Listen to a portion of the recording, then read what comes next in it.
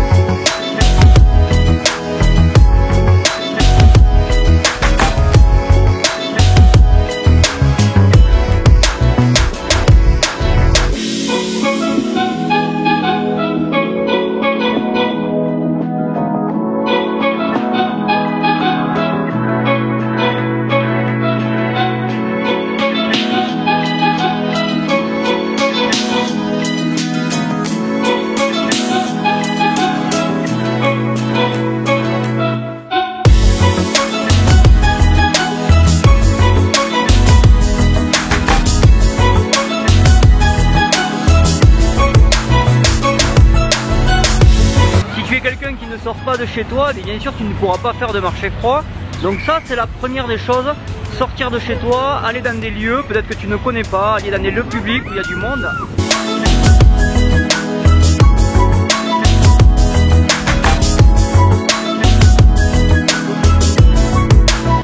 La deuxième étape, c'est d'aborder quelqu'un en ayant remarqué quelque chose chez cette personne et en lui faisant un compliment. Alors bien sûr, ton compliment doit être sincère.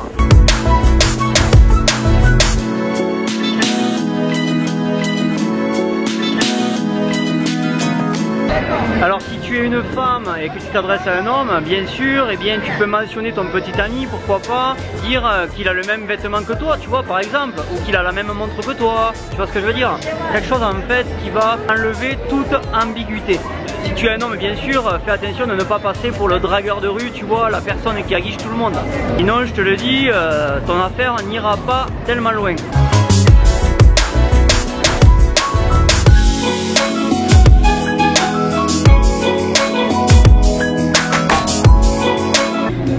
Bon, il fait super froid là où on est, donc on s'est mis dans un petit café tranquillement.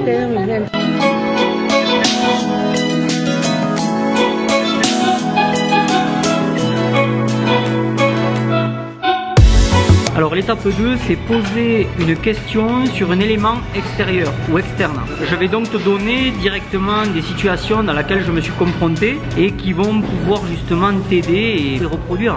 Alors un exemple, là par exemple je suis au restaurant, ok, eh bien tu vas pouvoir, si tu le souhaites, aborder le serveur ou la serveuse en lui faisant un compliment sur son service. Tu peux dire également, écoutez, le plat que j'ai mangé a été excellent, écoutez, vous pourrez remercier le chef pour ça.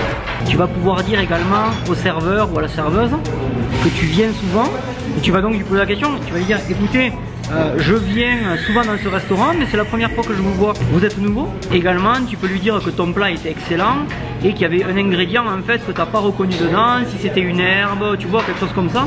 Et tu voudrais savoir pourquoi pas la recette. Je vais te donner un exemple. Tu sais, en France, à un moment donné, j'allais dans un restaurant, j'adorais aller dans ce restaurant, ça s'appelait l'Entrecôte. Je sais pas si tu connais. Bon bref, je veux pas faire de la publicité pour l'Entrecôte, tu vois. Mais ce qui s'est passé, c'est vrai que la sauce tout simplement qui est servie avec l'entrecôte, donc le plat à l'entrecôte. Cette sauce elle est spéciale, elle est même brevetée je crois. Tu vois, c'est peut-être une approche de dire au serveur, écoutez, vous pouvez pas me donner la recette de la sauce parce qu'elle est excellente. Le but c'est vraiment d'engager une discussion avec le serveur. Alors imaginons que tu vas au supermarché et bien sûr il faut que tu prennes quelque chose d'original, tu vois. Imaginons que tu rencontres quelqu'un qui a acheté un ananas, tu vois, c'est un exemple. Donc c'est vrai que c'est pas tous les jours qu'on achète des ananas. Et bien là tout simplement tu peux aborder cette personne et lui demander, eh bien mais où c'est que vous avez trouvé cet ananas? Un exemple, bon, imaginons que tu vas dans un service public. Alors je sais qu'on n'a pas l'habitude d'aller dans un service public, tu vois, comme les impôts, ce genre de choses. Mais souvent en fait dans les services administratifs, eh bien il y a souvent la queue. Et bien tout simplement, eh bien quand tu fais la queue, je vais te donner un exemple. Moi ça m'est arrivé dernièrement d'aller à l'ambassade de France ici à Mexico. Et moi, je pensais vraiment qu'il n'y aurait pas la queue, tu vois. Mais ce qu'il y a, c'est que tu arrives, il y a toujours de l'attente de toute façon. Donc ce qui fait que j'ai attendu.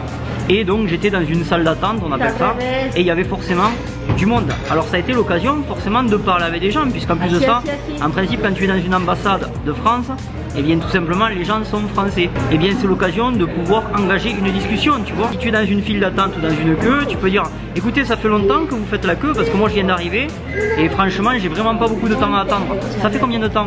Tu vois, c'est juste pour engager la discussion.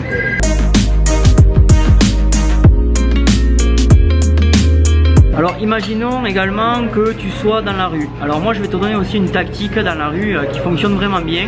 C'est utiliser un sondage. Un genre de petit sondage, 4 questions pas plus, tu vois. Un sondage vraiment facile. Le but de ce sondage est d'obtenir finalement le contact de la personne. Ah oui, très important, n'oublie pas à chaque fois que tu abordes quelqu'un de sourire. C'est important, si tu n'utilises pas le sourire et que tu ne sois pas naturel, le truc étant c'est que tu vas faire fuir les gens. Donc souris à chaque fois que tu dois aborder quelqu'un.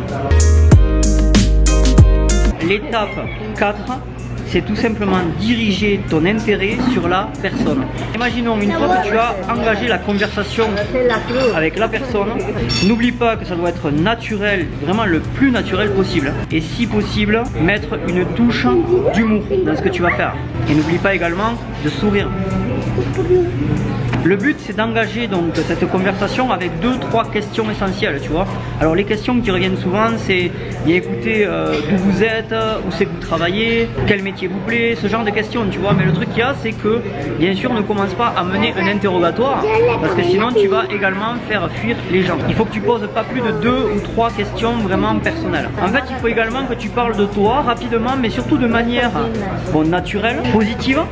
Et surtout élogieuse. Alors qu'est-ce que je dis élogieuse? C'est surtout en fait essayer de te mettre naturellement en valeur, mais je le dis bien encore naturellement, mais tout en gardant la conversation en fait centrée sur la personne.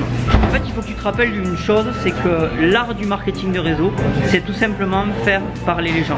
Plus tu connaîtras la personne qui sera en face de toi, plus ça sera facile de la guider là où tu veux l'amener. Alors voici l'étape numéro 5, tu vas pouvoir maintenant aborder le sujet de ta société MLM ou de ton marketing de réseau. Alors qu'est-ce qu'il va falloir que tu fasses? Et bien tout simplement il va falloir que tu flattes la personne.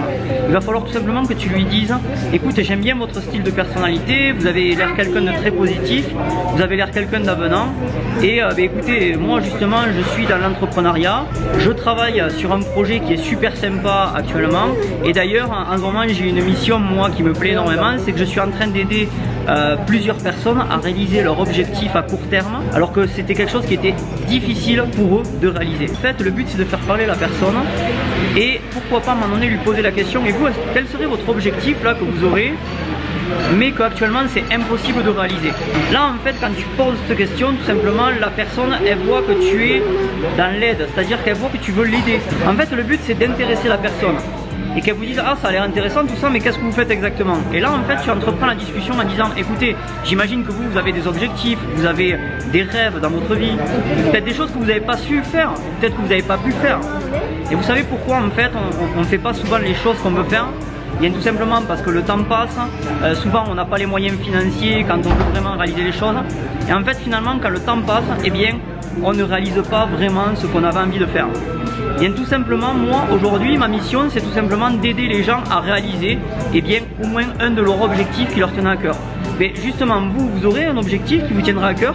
Tu vois ce genre de question, c'est une question en fait qui te permet d'obtenir déjà même avant de pouvoir même l'inviter à ta présentation, avant de l'inviter à ton business, tu connais déjà le pourquoi de la personne. Alors bien sûr quand tu as fini l'entretien avec la personne, n'hésite pas à lui demander son email ou même son Facebook, pourquoi pas son numéro de téléphone.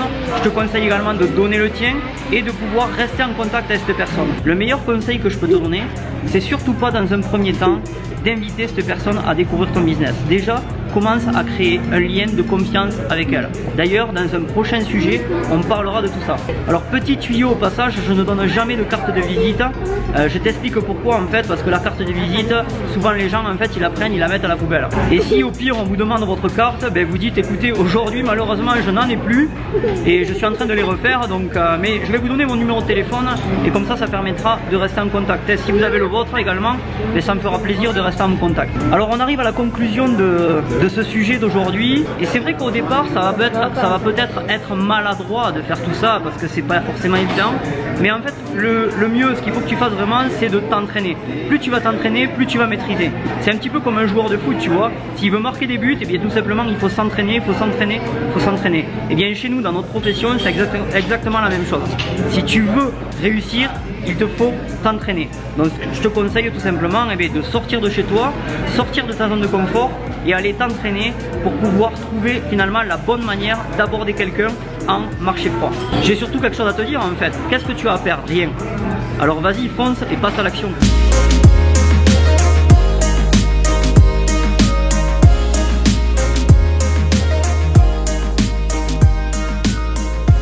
Alors j'espère que cette vidéo t'aura plu. Alors écoute, bien sûr, si ce n'est pas encore fait, n'hésite pas à lâcher un petit pouce, n'hésite pas à le faire. Et surtout, si ce n'est pas également encore fait, n'hésite pas à t'abonner sur ce canal. En tout cas, c'était un plaisir pour moi de te présenter ce sujet d'aujourd'hui. C'était Mathieu et Isbeth de tout sur le marketingderéseau.com. Donc je t'embrasse et surtout n'oublie pas une chose, reste simple et vis dans l'abondance. A bientôt, je t'embrasse.